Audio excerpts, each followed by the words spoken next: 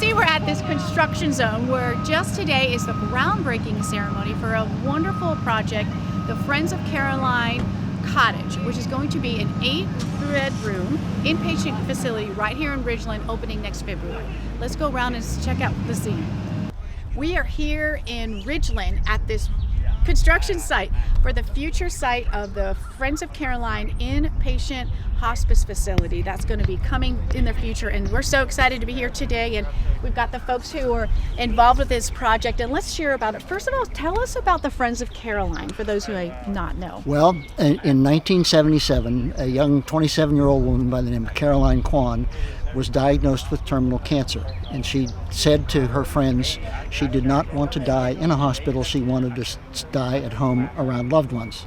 So her friends took care of her until she passed, and then they got together and founded the hospice and called it That's why it's called Friends of Caroline.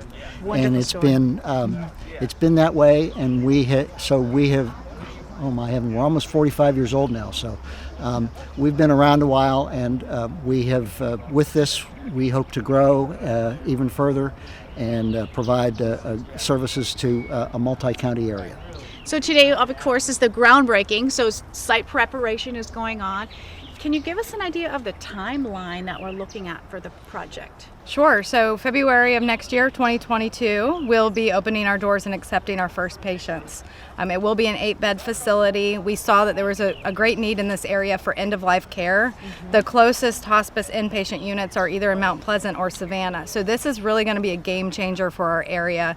And that's one of the main reasons that we picked this area of Ridgeland, is it's so centralized to all the counties that we serve. It absolutely is, and you're so right. There's a huge need for that here, and there's so much happening in this area here.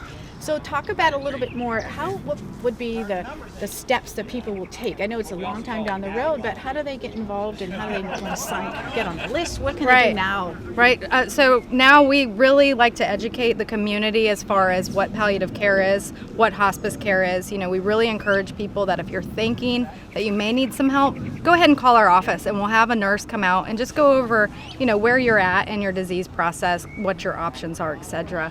As far as utilizing the inpatient unit, there will be criteria.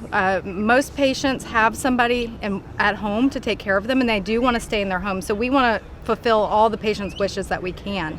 But there are times that people cannot stay in their home. They may not have a caregiver. They may have symptoms that we just can't manage in the home-like setting. So that will be where Caroline's Cottage comes in as a home-like extension with expert medical care. That's wonderful. So it's been great talking with you all and everyone in their hard hats on this construction site here. So I wish you all the best of luck as you go through this process of building and this phase, and look forward to seeing it come to life. Yeah, and we'll see you at the ribbon cutting. Yes. Absolutely. Thanks. Thank you. Now we're speaking with Virginia, who is the Director of Development in charge of funding this beautiful project. Yes, ma'am. Right now it's just a lot of mud and so forth, but yeah. I understand it's privately driven as far as funding. So how is this going to work to meet your goal? Right. Well, all of our funding is 100% donor driven. So there is not a private entity or private sector as far as grant making, because majority of all grants are not for brick and mortar projects such as a construction.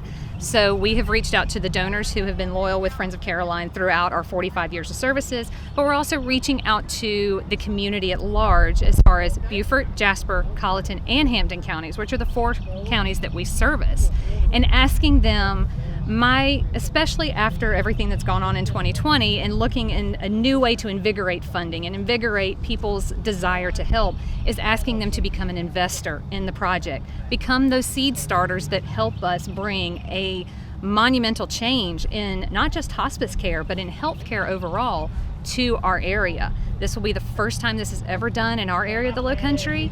So we had a $5 million construction goal. And right now, as we stand, we are at $3,084,000. Congratulations. So I know, it's been very wonderful. exciting. That's Yes. been about 18 months. And even when the pandemic hit and everything shut down, you don't stop. You figure out another way to pivot. How can you reach out? And just how do you verbalize this need and the necessity and the urgency that is here? Because this gives an opportunity that is not available and has never been available. So Caroline's Cottage is the name of our building, and this will be the game changer for our area. And you said a key word, investing. So Investing. that people can know that they're investing for the future to help future Yes. families. And Absolutely, because we all plan our wills, we all plan our advance directives, but what if you had one more choice that you could make right now for your long-term care? And the Cottage is that choice, and you can make it now. So I am asking them to invest. We have a little over 1.9 million to go to reach our goal, and I know that we will do this, and we will have it done. So if people want to call, they can call the office, which is 843-525-6257. They can reach me by email, virginia@fochospice.org. And if they would like me to come out and meet with them or a small group, I'm vaccinated, so I can hit the road at any time. Absolutely. well, I know it'll be exciting to drive by and see it go up in the next 12 months. Yes. So thank you, and we just Thank wish you you. the best with your project. Thank you very much. I appreciate it. Thanks. A big thank you to our guests, contributors, our communications manager, Latia Nelson, our production coordinator behind the scenes, Gustavo Ratia, but most of all to you, our viewers, for watching. And that's the way it is this week in our Lowcountry Gem of the South. Please get your vaccine and continue to wear your mask so that we can all stay healthy. I'm Robyn Zimmerman, and we'll see you next time on the Beaufort News.